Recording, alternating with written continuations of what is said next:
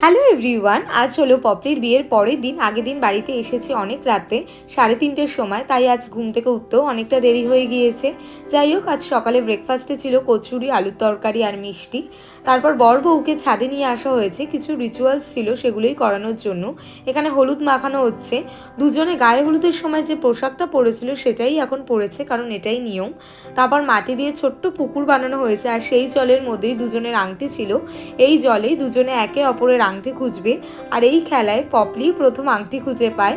তারপর দুধ দিয়ে হাত ধোয়ানোর পর বর বউকে কোলে নিয়ে পুকুর পার করে আসতে হয়, এটাই নিয়ম। আর এত কিছুর মধ্যে একটা কথাই মাথায় ঘুরছে যে আর তো মাত্র কিছুক্ষণ, তারপর তো পপলি আমাদেরকে ছেড়ে চলে যাবে।